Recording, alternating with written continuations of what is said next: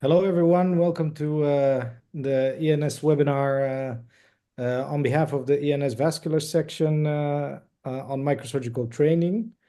We called it Microvascular Training, the Final Frontier, because as we will see, we will probably argue that there is no final frontier, nor is there a frontier.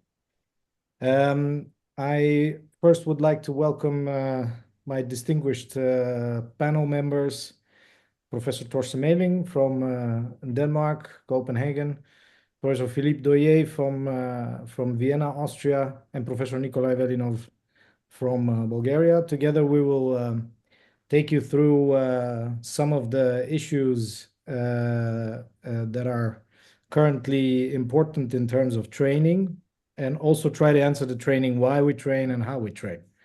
Whether we'll find an answer to that is, of course, left to be discovered. I would like to encourage participants to ask their questions via the Q&A.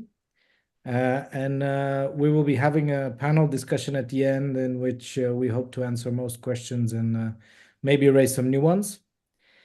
I would like to start by giving a small introduction idea. Of course, this is the EANS microvascular course, which we hold together with Cluj and Rotterdam.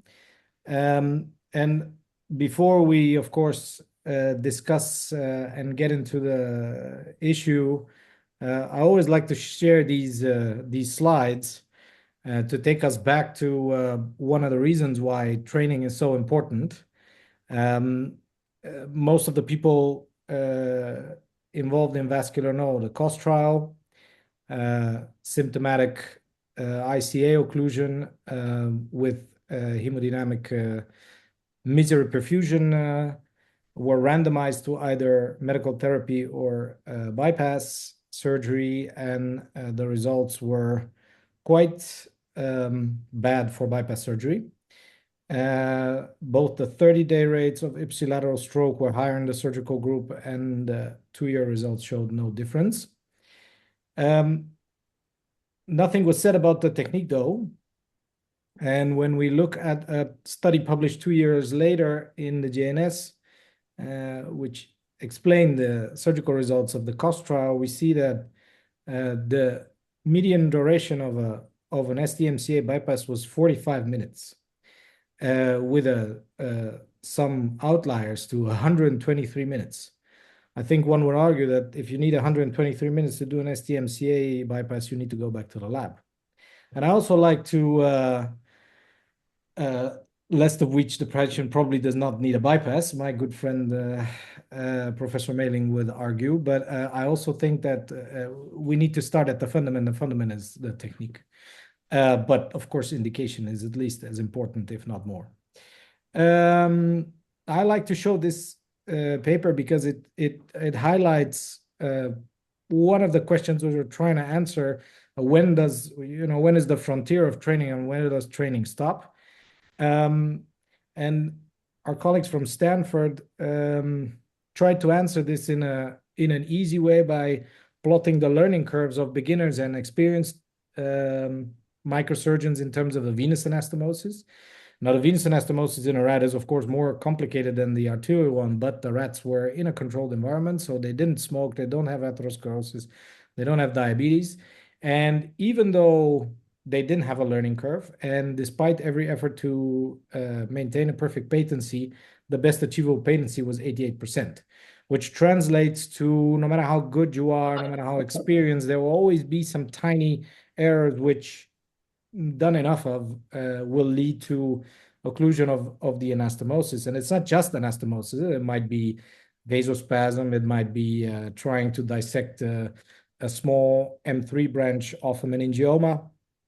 So I think this paper, one of the main issues that it argues is that training doesn't really ever stop despite the learning curve. So how do we train? An example is the flower petal model, which we pinned up against training just more vessels. Of course, a flower petal is not a vessel wall, so why would it induce any kind of good training whatsoever, because there's no face validity in terms of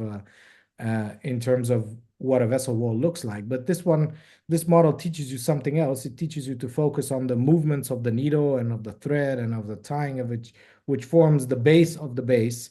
So in this way, deconstructing movement, we can move up and get into progressively more complicated exercises. So you can see that the flower petal model distinguishes well between a beginner on the left side and an expert on the right side. So of course, we need precision and dexterity, and most of the assessment methods we have nowadays are subjective. So one thing we came up with are IMUs in Rotterdam. We use it together with the plastic surgery department. And what they do is they use kind of like a gyroscope, the way iPhone uses it as well. And you have these movements in the XYZ axes with roll and pitch and yaw. And there's also an accelerometer and a magnetometer and a gyroscope inside. And if we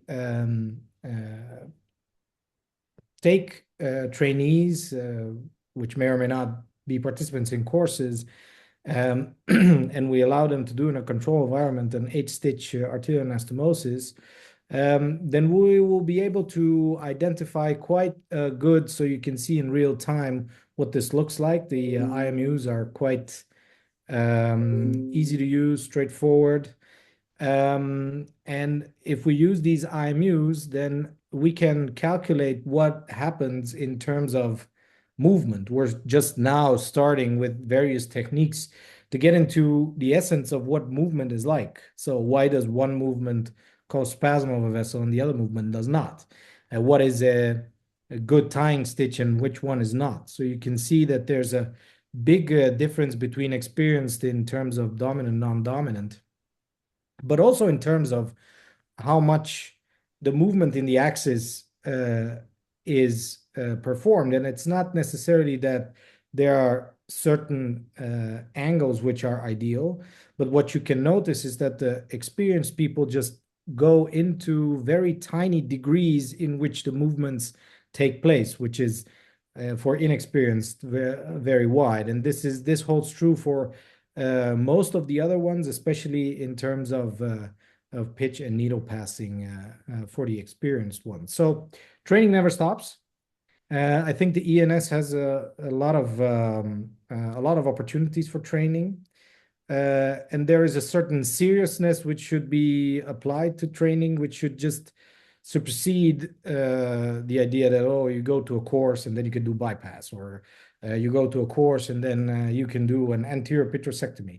There's a kind of it's not even getting a driver's license. It's like driving for 15 minutes to get a feel of it, and then wanting to drive the Aston Martin at 270 kilometers an hour on the German Autobahn. So that's pretty much the difference in between the kind of training that's necessary and the kind of thing that's required.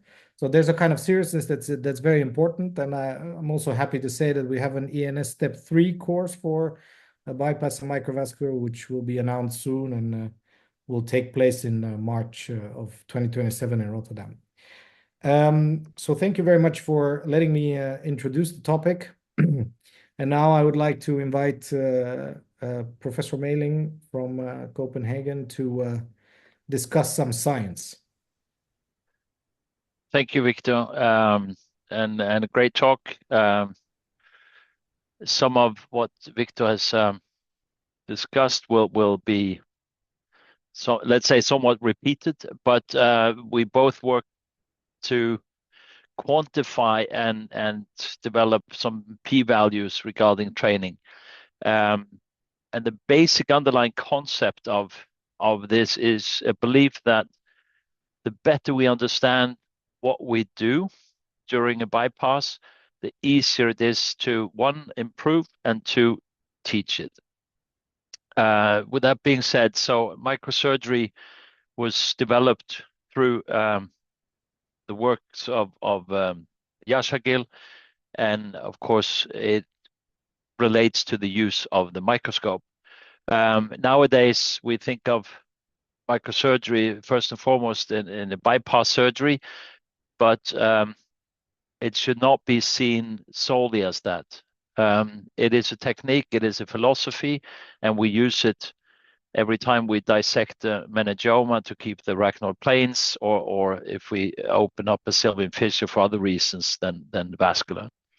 But bypass is, of course, let's say the pinnacle of microneurosurgery. How to train? A few words on that. We grew up with practice makes perfect, and then we have the 10,000 hours practice, which is not really based on hard science, as you may have noticed, but still it's what we believe, and a surgeon with a huge caseload is an expert, and some of us would argue not necessarily, because practice does not make perfect, practice makes permanent. And the only way to reach perfection is to practice perfection. How can you do that? Well, one is, of course, the courses that Victor mentioned, that we have several of nowadays. That's a good start, but of course the practice is in everyday work, and preferably with a microscope at home or at work, where you can practice almost daily. A few words on performance, because performance can be measured.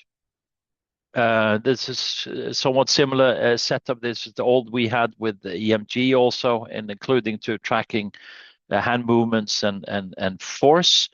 And we use for this research, we use a standard model with the artery from a chicken leg, 8 stitches, and then it is cut open, and we inspect the internal side of this anastomosis to see how the stitches line up.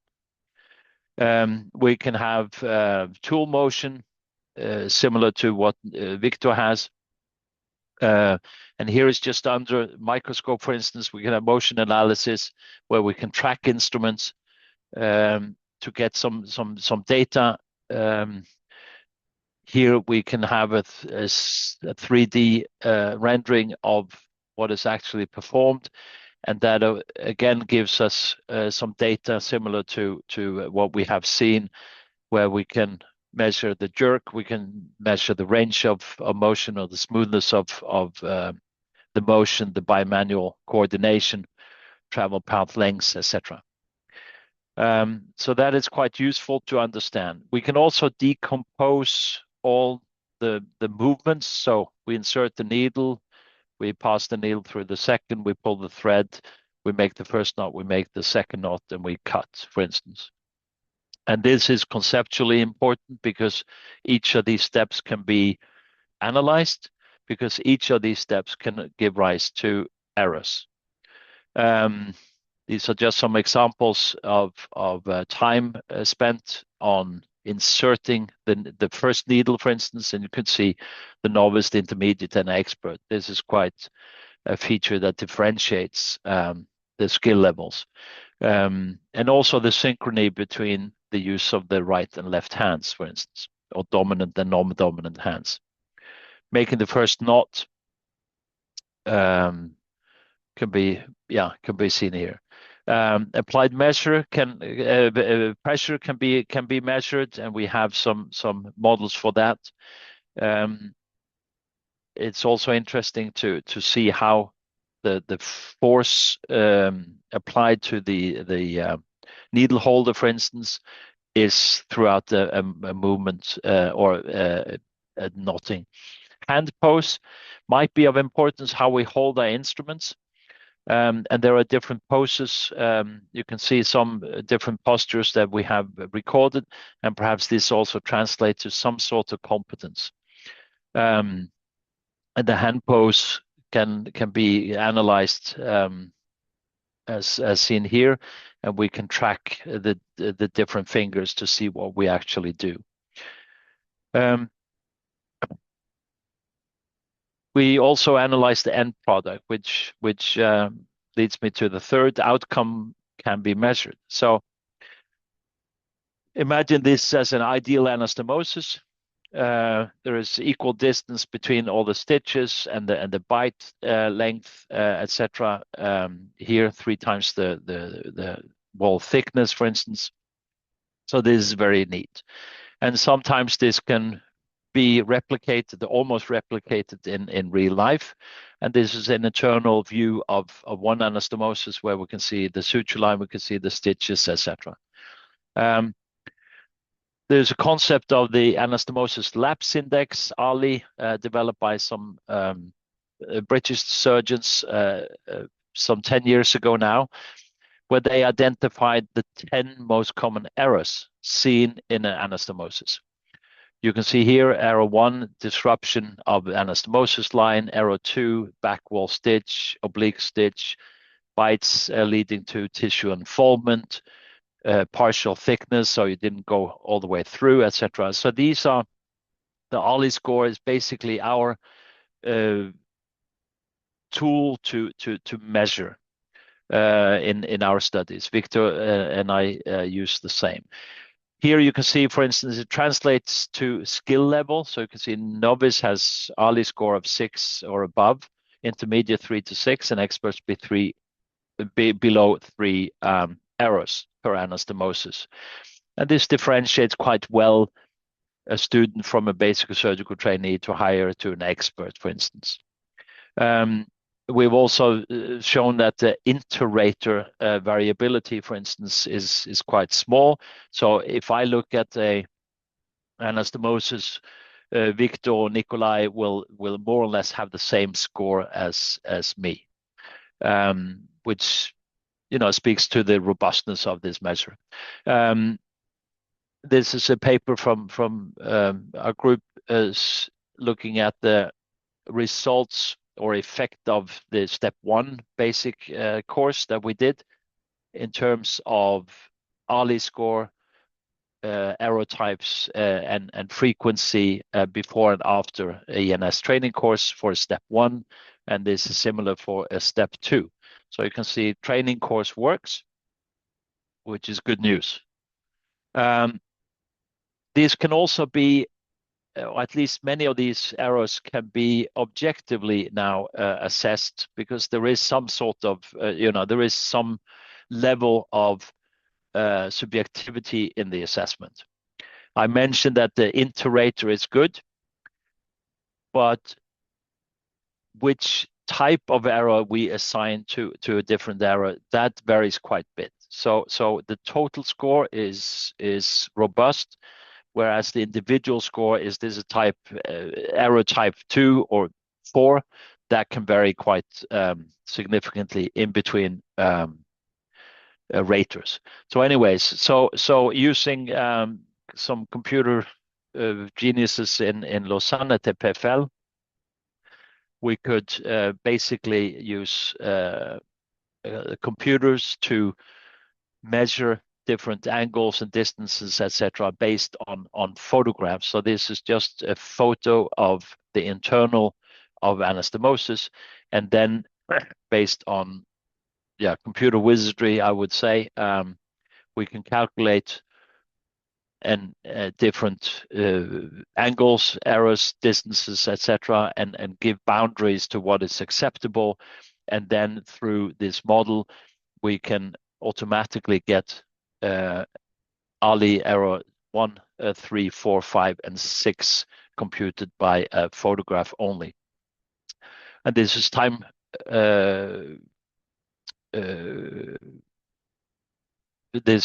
efficient.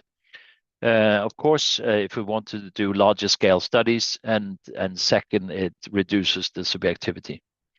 I will stop there because the how to train, we have some data on that, but it's under review, and I am not privy to share them yet. So I will leave you with this cliffhanger. Thank you. Thank you very much, Torstein. Very interesting data, and also the fact that you highlighted the main missions which I would argue, have in the coming years, meaning analysis of movement, decomposition of movement, not just for anastomosis, but this is at least something that's quite, you can standardize to a certain extent. Answer the age-old questions: how many small mistakes is enough to cause a thrombosis, which is important. And of course, the fact that yes, I think we do have an objective evaluation of skill, of course, of the end product, but also of skill. Most assessments rely on the end product, but we have no idea of, the 123-minute STMCA. Was that a good one? Was that a bad one? What did it deliver? One can only guess. So we'll defer to the panel discussion for more ideas on this. And I would like to invite Professor Philippe Dodier, who also runs a very successful and very important course in Vienna, to tell us something about how we train nowadays. So, dear chair, dear panel, especially Victor and Andreas, thank you very much for the invitation. It really means a lot to us. Actually means I'm going to talk about training in vascular neurosurgery 2026 from a dually trained neurosurgeon's perspective. These are my disclosures. And it's not a coincidence that we just came back from an amazing course, an endovascular course in Barcelona. And this, let's say, last 2 years demonstrate that educational DNA is very strong here in Vienna. And just before we are going to talk about the final or next frontier, I would like to start with history and where it all started for us in Vienna, with this multimodal concept and let's say course legacy. I just received from our vice chair this article from 1982 that this visionary, our previous chair here in Vienna, already had this perspective that neurosurgeons to be able to perform at their best will need to really subspecialize at a very early stage. And this was continuously evolved under those three, under those giants, Professor Richling, Zbavinsky, and Professor Gruber, who really introduced this endovascular hybrid concept in Austria and then, of course, in Europe. I'm going to talk about just a few slides about endovascular, the mindset, especially. Going to hear more about this from Nikolay in a few minutes. And then the simulation-based training. I believe this was one of the reasons to invite us today. And then the future perspectives, where the journey might take us in the next few years.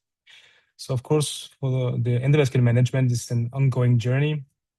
And we see this 10-year cycle that since it is important to remark that a neurosurgeon introduced this GDC, the Guglielmi detachable coils, in California in 1989. 10 years later, the stent-assisted coiling and balloon-assisted coilings became more and more popular, followed by the flow diversion that cannot be, let's say, omitted anymore nowadays in the armamentarium of neurosurgeons and neurointerventionalists, and of course the new devices that do not perform flow diversion but flow disruption. If you're interested into at least starting into the endovascular field, you start, of course, with knowing your tools, your armamentarium. You learn the techniques like you just taught in the last 2 days in Barcelona. We had this amazing group of participants, faculty, and of course the support of the industry. That's, as you can see on the right side, with these digital tools and navigations, helped the trainees who had no experience prior to really perform amazingly well, as you can see here, by deploying a flow diverter stent after just a few hours of training.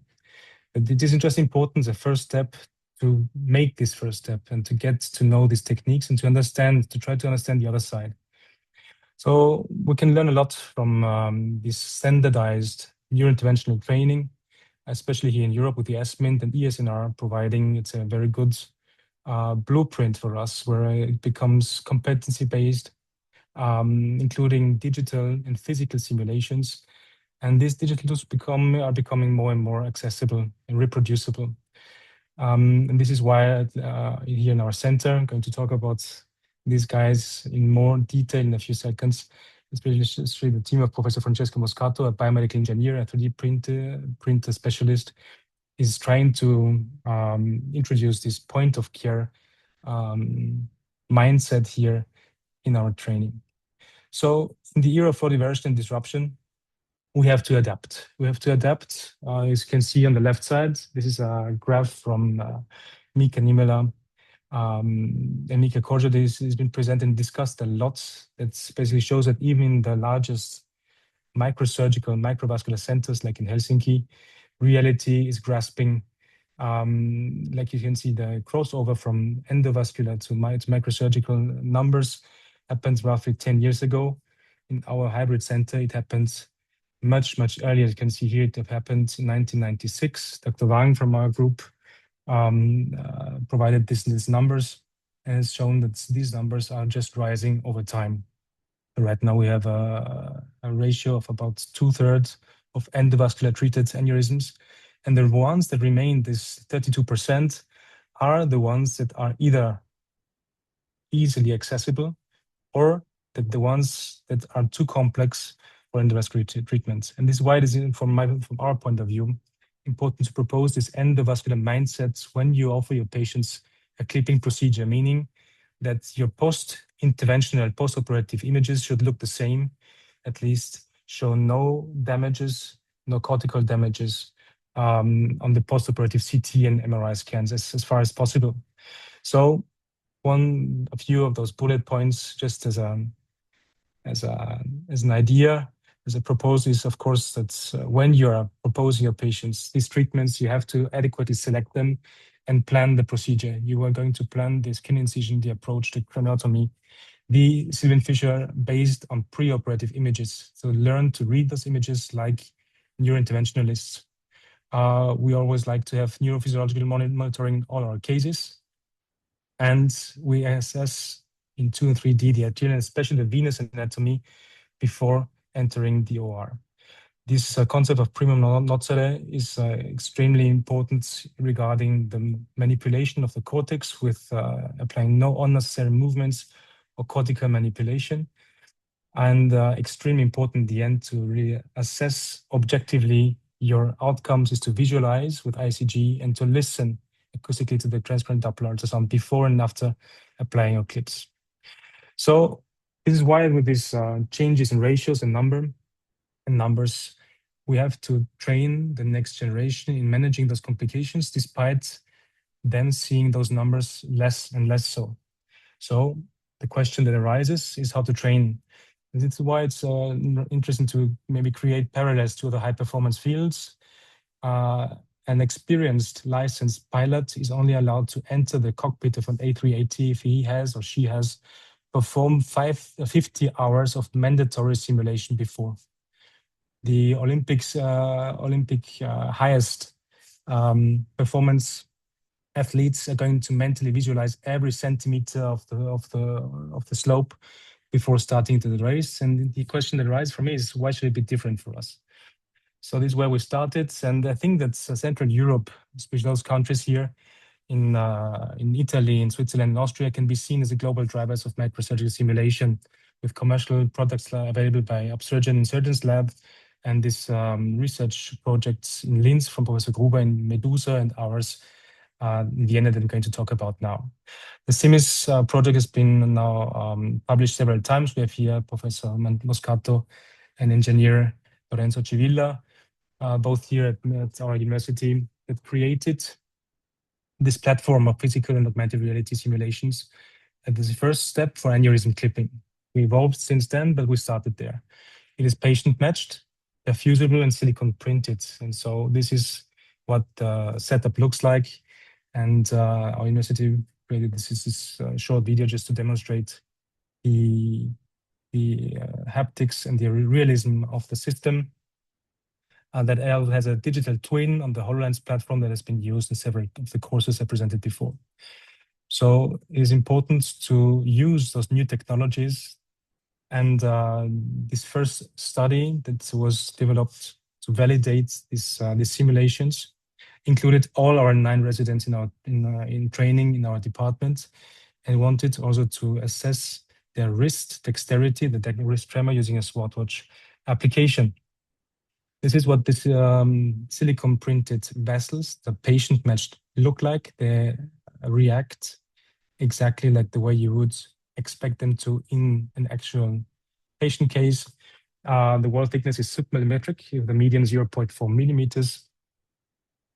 And this was a study design and randomization. So all 9 participants performed a total of 180 simulations over a time period of 14 days. 3 of those were randomized. The naive group receiving no training in between day 0 and day 14. The second group received just a video training. It was during pandemics, so we adapted.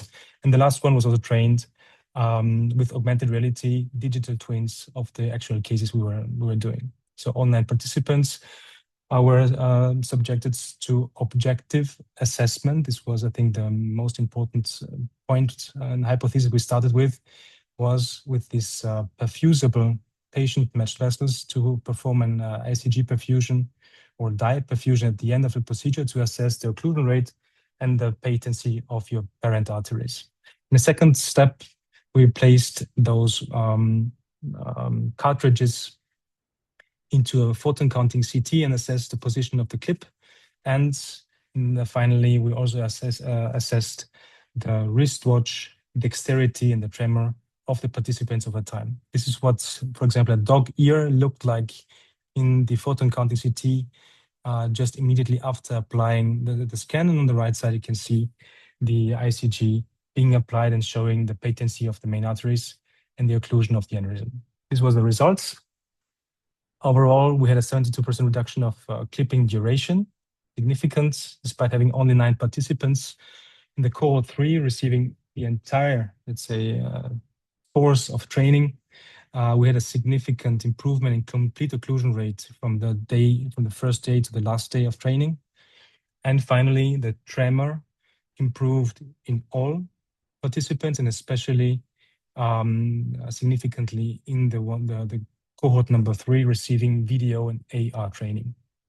So since the journey went on for us, and the simulator has been now introduced in many courses, also thanks to the EANS and the support we received over the many years. This was the last course in Liège of Professor Dubuisson, with an excellent setup there. And in the meantime, a member of the working group, engineer Lawrence Berger, published in Nature Scientific Reports the underlying, let's say, mathematics and data acquisition method that was used, and this is being used in those courses with a dexterity index being developed for the Apple Watch Series 5 and ongoing. We used it at the courses both on dominant and non-dominant hands. And this smartwatch application measures the acceleration at the wrist 100 times per second, provides an immediate analysis of the frequency and the tremble of your hand, dexterity. And this is the most important part. It's not about comparing yourself to somebody else. It's about comparing yourself with you on day 0 or day 1, meaning that you're going to improve and see a very fast improvement already after 30 minutes. This is what DexTrack looks like, and was just used in our last workshop here in Vienna in 6 participants. So the objectives of this introduction of this study during the EANS bootcamp last year was to compare, during the clipping procedure, the dominant versus non-dominant hand dexterity. So instead of having those 20 repetitions we had the time to perform here for this residence validation trial, we had only 30 minutes per participant in Milan, the amazing course of Professor Censato and Professor Peschillo. So we had to work with only 5 repetitions. And already there, those first 21st participants, we were able to participate to assess the duration, the clipping attempts, the clips chosen, the occlusion, stenosis, clip counts, and especially the dexterity index. And what we saw in the dexterity measurement in the dominant hand between the first and the second attempt, so overall, the participants were asked to perform 5 clipping attempts of the same aneurysm, 2 times with the dominant hand, where they already improved significantly. And then the non-dominant hand was also asked. We asked the participants to use the non-dominant hand to clip the same. And then finally, we provided the participants the free choice attempt, choosing a clip applicator, the clip, and the hand that they wanted. And what was interesting for us was to see that in 2 of those participants, residents who never clipped before, they chose from the trajectory decision perspective to use the non-dominant hand to perform the clipping, meaning that instinctively they were trying to perform procedures that might seem unnatural at first sight. And now finally, just as a future outlook, because we were lucky enough last year to have 1 week of robotic training for ECIC bypass techniques, as you can see here. 2 systems are actually in Europe being very close to certification of FDA&C certification, but not there yet, at least not for micro neurosurgery. We're able to work with the Simani device that's been already published before. It's been used by plastic surgeons already. It has been developed by, let's say, a spin-off from Intuitive, who develops the Da Vinci robot. And we invited all microsurgically active expert neurosurgeons of the AKH, of the General Hospital, and we found 30 of them to use the system for 1 hour and give us feedback if the system might be a potential future prospect for them. And the team around Francesco and Lorenzo developed the SIMIS platform in a way that provided a realistic sizing, craniotomy, and vasculature to be able to use this robotic system in a way that could provide us a good idea of whether the journey might take us and lead us in the future. So to conclude, especially I'd say from the dually trained perspective, I think it's important if you really want to go and we want to motivate you to go there. This is why we all do all these courses and want to share our knowledge with you, because it is an amazing field, but still you have to adapt to this changing and increasingly endovascular environment.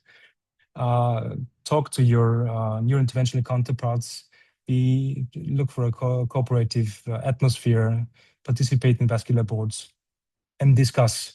And this endovascular mindset will come over time, where basically if you go and choose to perform an open microsurgical procedure to your patients, you should have the same post-interventional, post-operative images than your radiological colleagues.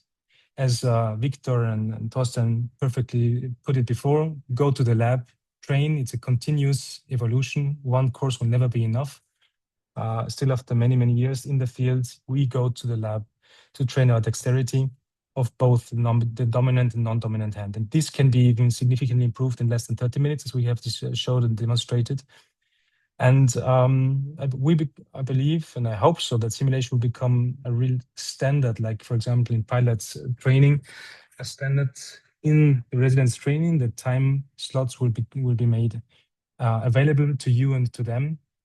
And this is where objectification of these skills is going to become key to become a proficient vascular microsurgeon. I want to thank the entire team. And thank you very much. Thank you very much, Philippe. This tour de force through the evolution, I've been fortunate enough to see it in action and evolving. So my congratulations for taking it further. I think it's also important that it comes from a dual trained neurosurgeon that we realize that doing simulation for clip reconstruction is highly important. So yes, carry on the good work in Vienna. We'll bounce back when we do the panel discussion. And our last but not least, Professor Velinov, the hands-on course director, who will close the talks with by telling us what the EANS can offer us in terms of training. Thank you very much, Victor, for this invitation, and it's a great pleasure again for me to talk about training in vascular neurosurgery. As you know, first I want to say I have no disclosures. What I want to point, and I think it was also elegantly said by Philippe, is that we are moving towards the future of either hybrid neurosurgery or dual train neurosurgery, so we need to have knowledge in endovascular. And this is just a short perspective of what happened in centers where actually, I would say, the mecca of clipping. It is clear now that a large part of aneurysm treatment is endovascular. There is a great reduction in the volume that we have been treating in the last years in vascular procedures, which makes it extremely difficult for us to train the young trainees who want to become vascular neurosurgeons. What we moved on was from high volume and high complexity to a low volume with high complexity. And why is that? Because if we look now, we have recanalized aneurysms that need treatment from very, very experienced vascular neurosurgeons, whereas in the beginning, these aneurysms did not exist. So practically now, I would say that we are in need of even more competent vascular neurosurgeons, really proficient in open vascular neurosurgery and microsurgical techniques in order to treat these lesions effectively and, of course, safely these patients. The mission of EANS has always been to enhance the quality of neurosurgical patients, care through training, education, and research. In the past, as I said, the operative proficiency was achieved through case exposure, extensive operative experience. We want to say we operate hundreds of patients in order to gain experience. Higher surgical volumes, as Torstein said, does not necessarily lead to superior outcomes, but of course, experience matters. And we all know that the learning curve to become a vascular neurosurgeon is steep and long, and as compared to endovascular, is actually much more difficult to train in open vascular neurosurgery. Now, in order to train our surgeons, we have less patients. We have to have a focused selection on our several vascular cases. There needs to be centralization in order to have more cases in one center and to be able to train our neurosurgeons and, of course, have competent neurosurgeons rather than having 5 or 10 lesions in every center and then have a lot of incompetent open vascular neurosurgeons. The future, of course, will involve tailored experience to ensure the appropriate breadth of experience. I'm not going to talk about simulation. It was said in the previous talk, but of course, this will become an essential part because in order to give the knowledge and to train the knowledge of how to treat an aneurysm, you will need to simulate hundreds and thousands of procedures in order to be able to gain this knowledge. And we have a lot of, let's say, people working on this. And one is the Vienna team, with which we have been working very, very closely in our microsurgical courses and cranial courses. And of course, also the Andreas Gruber team, who has also developed a simulator, and also Professor Gruber has developed a simulator. And so these are a lot of teams that are working in the open vascular simulation, whereas the skills, as mentioned before, need to be trained. This is a picture of the microvascular course that took place in Rotterdam. It all started long ago in Cluj, so I have to thank specifically to Victor Volovici, Professor Stefan Florian, and also Torstein Meling, and of course Ruben Dammers. So these efforts in terms of training and hands-on courses for microsurgery have been going on. Of course, the Vienna team is also very well known. So we have I have been training in years 2011 through 2013 with Professor Gruber and Alex Andreou. So I think that now we have a lot of opportunities to train in the microvascular techniques, and I would say microsurgical techniques. And what I would like to point out is that one does not necessarily need to become a bypass surgeon who would need to do 30 bypass per year. I think that microsurgery skills need to be enhanced, and this is a clear message on behalf of EANS. I think each and one of us became a neurosurgeon because he wanted to be a microsurgeon, a vascular neurosurgeon. Now things have changed, but still microsurgical skills are essential for a neurosurgeon to continue being a vascular neurosurgeon and to be a good neurosurgeon. And of course, as you see on the right side, we have a lot of endovascular courses. So I want to point on that. An essential part of the being Nikolay, a vascular neurosurgeon. Yeah.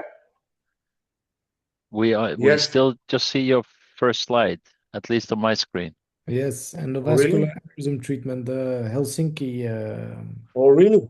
I don't know why. Because on my screen is I am sharing.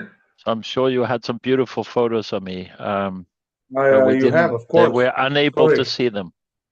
Okay, sorry for that. Then let me try again with screen share. Does it go on now? It goes on now Yes, or no? now it goes. Yes. Okay, so I'm gonna move fast. So this is sorry, you should have told me earlier. We saw that.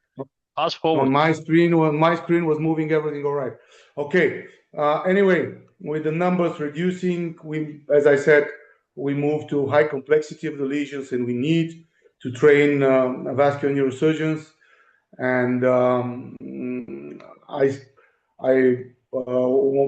I moved to the slides of course, a lot of simulation that has been said by Philippe, but we need to we need to train neurosurgeons using lower volumes, and this of course is a big problem because of the low caseload in most centers. And this is a picture of most of the courses which are so we have a microvascular course and microsurgical courses, and I think this was said in the previous presentations. So the advanced microvascular hands-on course is a fact, and we are moving toward the third step. And of course, a lot of endovascular courses are part of the training. As I said, it is essential for the training to be trained in both modalities. And since 2019, we have discussion endovascular group in the training courses, which has become an essential part of our training program. Is it moving? Okay. Is microsurgery, as I said, is essential technical skill in vascular neurosurgery, and this has become a goal of neurosurgery to train the young neurosurgeons with different models. And of course, animal procedures and lab work are critically important for these technical skills and development for demanding procedures that are not frequently performed in most institutions. And one of this is bypass. And these are pictures from the advanced microsurgical course, which took place in the Netherlands. And it is, in my opinion, essential for the young trainees in vascular neurosurgery to train and improve their microvascular skills. And we proved that scientifically. There were, as was previously shown by Torstein, there is research going on in this area, and Victor. So what we did, we evaluated the mistakes which these trainees were doing during our 4-day intensive course and training, and it is clear. It is clear that there is an error reduction. You see in orange that with training there is clear error reduction during the training with the trainees when they do their bypass for the first time, and when they train and their skills are improving. So we're not proving something new. Yes, we need to practice, but practicing in the right direction, practicing in the right way, practicing with the right exercises and in the right way, you might improve your skills, and this will also make you a better vascular neurosurgeon if you're doing this. Of course, where is the problem, as Torstein put it and Victor put it in the beginning, it's like you try a Porsche, but you have to you go then with 200 kilometers. That doesn't work this way. You need to train, and this is done by fellowships. If you go on the EANS fellowship site, You will see that now usually these are fellowships that are related to skull-based vascular. Of course, we have to not underestimate the US combined endovascular and operative neurovascular fellowships, which will give you an opportunity to train in both open vascular and endovascular. But in my opinion, this is the way if you want to practice vascular neurosurgery. Of course, training courses are important, but you need to do a fellowship, whether in Europe or the United States, in order to improve your skills, and then decide what you're doing. You have to choose. To train a hybrid neurosurgeon has become, I think, the goal, and I would call it the final frontier, because this is now the problem, to train a hybrid neurosurgeon now rather than dual train neurosurgeon. Why? Because it's much easier now to train endovascular neurosurgeon having knowledge in open vascular, rather to train a very good open vascular neurosurgeon doing also endovascular. So this remains to be seen, but it has become the goal of the vascular section in EANS to train our open vascular neurosurgeons in the right way. Endovascular training is an essential part of that, and as I said, we are training our trainees during our training courses, with more than 230 trainees on our training courses who are part of the endovascular simulation discussion group. The first endovascular course, which took place in Berlin, with many more to follow. We have the boot camp, which will continue now, who is training also open vascular and endovascular. And of course, looking towards the advanced endovascular course, our friend from Vienna, Vite, is behind the planning of this, and of course, the vascular section. Again, research, whether all of this is needed and whether we need to simulate. We did again a trial and did diagnostic cases and coding cases on the simulators of surgical science, which clearly proves that simulation works, and while doing training on an endovascular simulator, you reduce the time for the procedure, you reduce the X-ray. So simulation training works, both for open vascular, both for endovascular, and I believe this will be essential part of our training, due to the fact that this improves the quality of our training, and of course, reduction of X-ray is a goal for any procedure that we are doing now. The problem, certification. Certification is now being done by the European Board of Neuroradiology, and has several opportunities. One is through the ESNR, which is the European Diploma in Neuroradiology. Of course, we should not forget the EDNI, or the European Diploma in Neurointervention, which is given by ESMINT, and we have been doing the vascular section meeting for many years together with the Congress of ESMINT, working toward certification together with the neurointerventionalist organizations. As I said, the EBNI is now the board that is in charge of teaching, training, and practice and accreditation of neurointervention. We have had several webinars for endovascular fellowship in the United States. Of course, they are a possibility for us to train. Whether this will give you the opportunity to practice in Europe remains to be seen, but what has been seen by a survey performed again by the EANS is that actually it's not forbidden in Europe to work. There might be restrictions in some countries, but in most of the countries there are no clear restrictions for neurosurgeons to do endovascular. So I think that we need to train, and we need to gain experience and have more endovascular neurosurgeons. Dual neurosurgical training, I think that this is the present and also the future. Elimination of bias for dually trained neurosurgeon is not necessarily true and not a realistic goal, but we don't need it, because I think that if you're dually training, there will be a bias. The fact of the matter is that, in my opinion, the bias should be towards of the patient, not in towards of the surgeon. Trainees in vascular neurosurgery are and will be expected to be proficient in all treatment modalities. Neurosurgical endovascular credentials in Europe for a complete neurovascular surgeon, I think that we are moving towards that.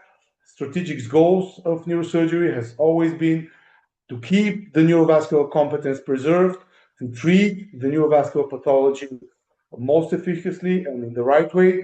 Neurosurgeons should be an integral part of the vascular surgery. And the future of hybrid neurosurgical training is going to be hard, it's going to be difficult, But if you really want to do something, you will find a way. If you don't want to do it, I think you'll find an excuse. Thank you for your attention, and I'm sorry for the delay and my slides.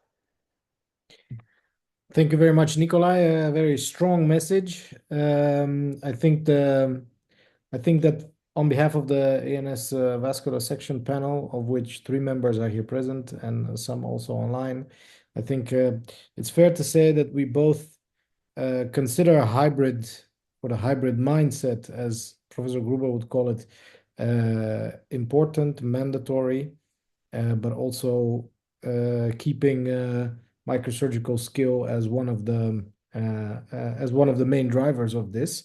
So I would like to, because we have like 10 minutes that we can use for questions. I don't see any questions in the Q&A, so please write your questions in the chat if there are any.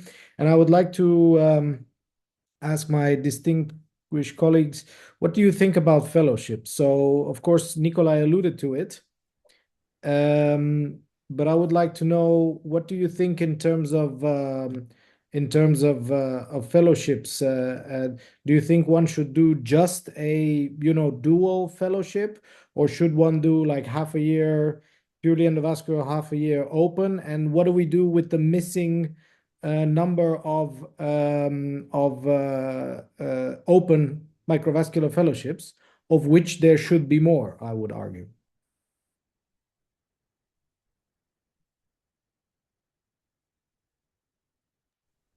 Maybe Torstein would like to. I think well, it's difficult. I think the biggest challenge in the future will be competent open for the very few cases where this is needed. So in terms of competitive advantage and a career perspective, I don't think it's a bad idea to do a full open. That's what's most difficult to learn. We have colleagues both in Europe and in the US that say endovascular is easier to learn. Of course, not easy, but easier. And I think as a young neurosurgeon, I would invest more time in learning open once, at the stage where the fingers still are, or the motor cortex is still plastic, rather than going into endovascular, if that was the question. Yeah. Yes. Okay. Thank you very much, Torsten. I would pretty much consider the same, and I think that's an important thing that also we from the vascular section panel should spend more time thinking about fellowships. Now we have 3 questions in the Q&A, which I would like to address to everyone. One is what we recommend to residents in low-income, low-source environments without expensive courses and simulators, which is a very important question. Another comes from Turkey, Professor Yakar, who asks, because of the daily responsibilities, it's easy to lose momentum and train in the lab. How do we pursue excellence, and maybe some motivational words? And how can senior residents train in hybrid neurosurgery, given that in most European centers endovascular procedures are done by neurointerventionists and radiologists? In terms of going to the lab, I think it's very important to have a mentor who can, let's say, guide a little bit what you need in terms of the procedures which you do. I often say, if you do an STMCA, that does not mean you can do posterior circulation bypass. Those are 2 different animals. You need 2 different types of training. So it also depends what you want to do and how to train. You need a mentor for that. So I think that's important.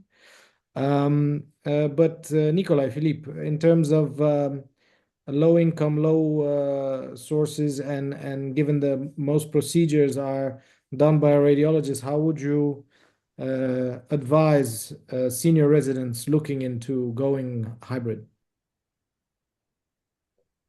I hope it's okay if I I start because we had this discussion several times in the courses, and the first step, with or without course experience, is just to make the first step towards the counterparts, the neurointerventionalists, the ones who are really, let's say, in charge of the angiography, of the catheters, of the implants. And as we discussed over the last few days, the times are changing now. We see that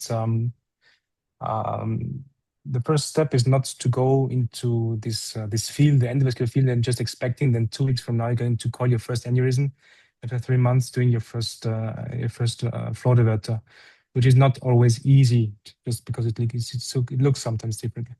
The future will belong, I would say, first to the stroke treatments, the neurointerventional thrombectomies. The numbers, as the data and evidence has been shown also yesterday by Darren Iknejad, is going through the roof.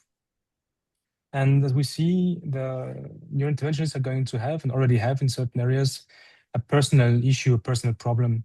That it is difficult to really motivate a neurointerventionalist to stay for 10, 15, 20 years in the field and still being ready to go at 2 o'clock in the morning or 3 o'clock into the angio suite to perform a thrombectomy or being on call.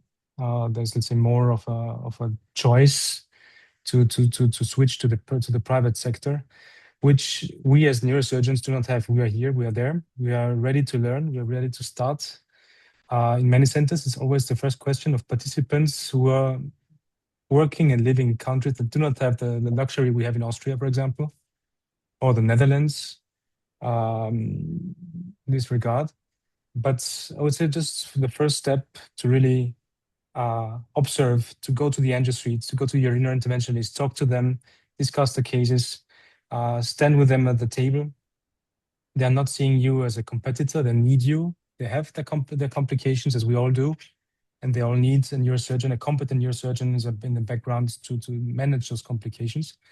And therefore, I think before we talk about fellowships, which is, I think, a political and a difficult issue in Europe per se, we don't have this tradition, at least not in Central and in Europe and in Austria. It's going to be talk to your interventionists first. Yes, thank you very much, Philippe. I think this was a very good rundown of advice. Also, some other questions that came in. How would you recommend go about to overcome hierarchical obstacles in fellowships? Which is a very good question. I think that's very difficult because you cannot overcome hierarchy and seniority. And I think the realistic answer to this question is visit the center a couple of times, look at what fellows are doing at this point, talk to them, and really get the lay of the land before you get into a fellowship, because I don't think that, you know, that once you're there, you know, you're in the middle of a system. Faris asks us if we can get some technical notes about STMCA, but yeah, that's a topic for a different webinar. I'm sorry. Then a question about, isn't it more efficient to have hybrid operating rooms with endovascular and microsurgery trained specialists rather than dually trained neurosurgeon? So this is you know, one of the important set pieces. Do you want a hybrid trained, dual trained, or do you want you know, 2 people doing max of what they can do? I think it's about the hybrid mindset. To approach every case knowing and understanding both options, whether you do them or not. Of course, if you do them both, then you will understand better which options are good or not. But I think you can, you know, find a good middle ground. But I would like to ask Philippe and Nikolay what they think. So we do not have here this hybrid OR room. We have a different setup here, and just sitting at level 8, where we have the intraoperative MRI, just 50 meters away from the angio suite and just 20 meters away in the same level from the CT scan. So it makes sense. It's a very, very close collaboration with the neurointerventionist and the radiology in general. In the end, it's about the one who is most experienced, the mentor who's going to train you, and yourself also sitting down and learning to read the angiography and read the images, neuroimages. If it's yourself being the one doing the puncture of the femoral thigh and the angiography itself, is going to be a huge benefit for you in the long term of planning your open macrosurgical procedures. So I think Andreas has an excellent lecture about the hybrid OR. You who have been training us here in Vienna and knows both worlds, maybe you can say a few words about this. Well, almost everything has been said already.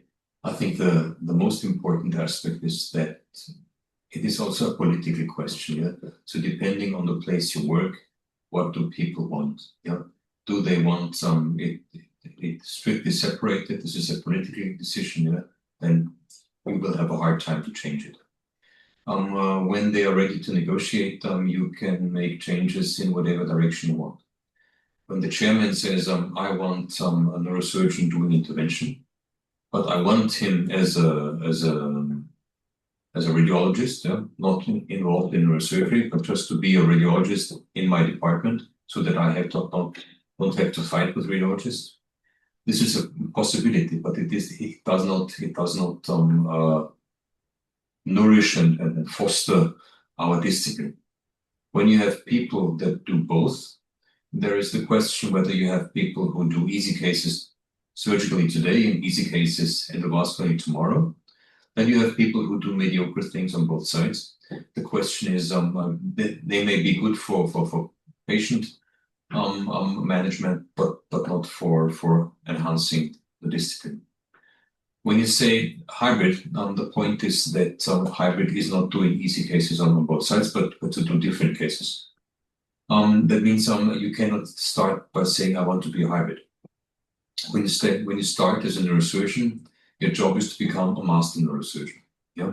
And when you work in a certain place, you have no idea what's going on in other places. Yeah? I often see that people that work in whatever places think that they are excellent because they do not know so many other places. So the first thing you need to do is to travel around and see what people are doing. Then you can calibrate yourself and say, I'm working in a place that is really good or not.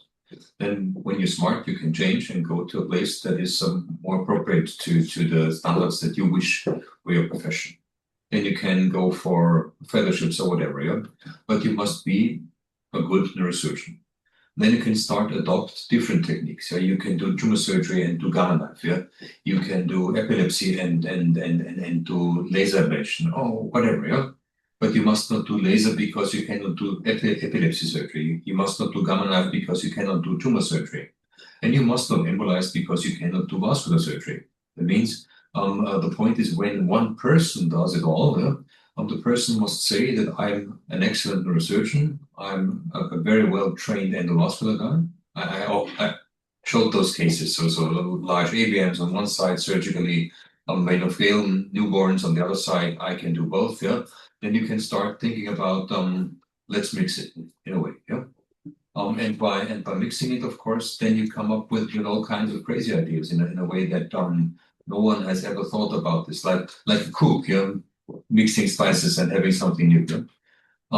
And this, of course, is the role of being a hybrid. Yeah? Being a hybrid is not your job to be mediocre on both sides, but to be very good on both sides. Okay. And you must never say I'm doing both, because I'm not well trained in microneurosurgery. I'm embolizing 80% because 80% of cases I'm not capable of doing surgery on. No, you must be well trained on both sides. And then reason, of course, tells you in many cases the endovascular technique is more appropriate because or whatever. Yeah? And then you could say I can do surgery on that. But in line with guidelines and with publications and with my own experience, I choose endovascular because this makes more sense. And you can do it yourself, or you can form a team with another guy who has the same mindset. Let's say in Milan, I always say Bucardi and Cinsalpa, yeah? They were twins, yeah? They were not fighting. They came up with the same ideas. And they did it, yeah, and they did it in a way that they did not have to explain one another how the job should be done. So this is the hybrid mindset, and hybrid is not a bailout for surgical incapacity. This is just the point I wanted to make. Yeah. Once again. Thank you very much for this very needed point of order in terms of how we look at training, because what is one of the things we were lingering on is what is the objective of training. And I fully agree that mastering microsurgery is absolutely essential. Last two questions before we round up are Philippe mentioned neurophysiological monitoring. Responses to monitoring changes, have they been included in existing simulators? I don't think so. Is there a plan for that, Philippe? So not in the nearest future, no. Okay, but maybe an idea for the. And also Rebecca Perez Alfait from the EANS Vascular panel. Until dedicated fellowship pathways become available, how feasible is it for European neurosurgeons to train in endovascular in the US and have that training recognized in Europe?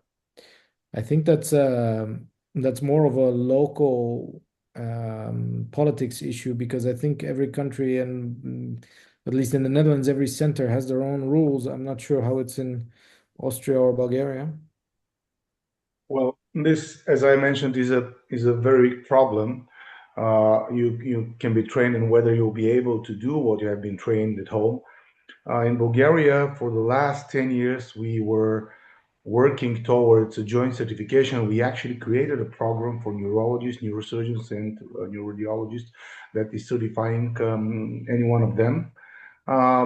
Program is 2 years, and I think that that's a problem of the local legislation, that it means Ministry of Health, whether they will recognize this diploma.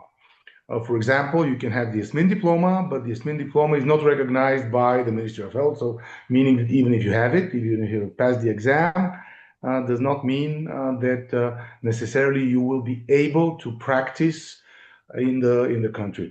This, I think, is the future, and I think that President Meling has been working towards creating a master in endovascular by the EANS, and I think the future will be creating a curriculum for training where we would EANS would suggest, and this might be adopted by each country or in Europe and each society. But for the time being, it's very difficult to say if you do a fellowship in the US that this will be locally recognized.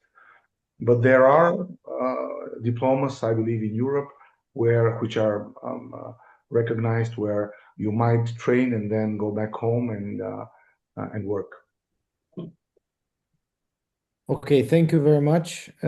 This concludes the Q&A session and the panel discussion. I thank the panel members very much for their valuable contribution, and of course all the participants. And I would like to ask Andreas Gruber to conclude with a few wise words. You're getting old when people expect wise words from you. No, probably with some words of hope. Well, the one thing is that training is indispensable, whatever you train. Yeah, that means no workshop and no webinar can give you a shortcut. Okay. When this discussion is now focused a little bit on dual and on hybrid, it's also politics, and one of the strategic fields of interest of the CV section now has also been that we want an ETR, so training regulation on an EANS level, including neurosurgeons. And this will be, of course, a political issue, but I think all the societies, all the great minds have done so much in vain because some ironheads at the US have blocked them. So you have to fight this from within. So let's get inside there and then to say it a little bit harsher. Excellent. Well, thank you very much again, and until the next EANS Vascular Section webinar. Thank you. Bye-bye. Thank you. Bye.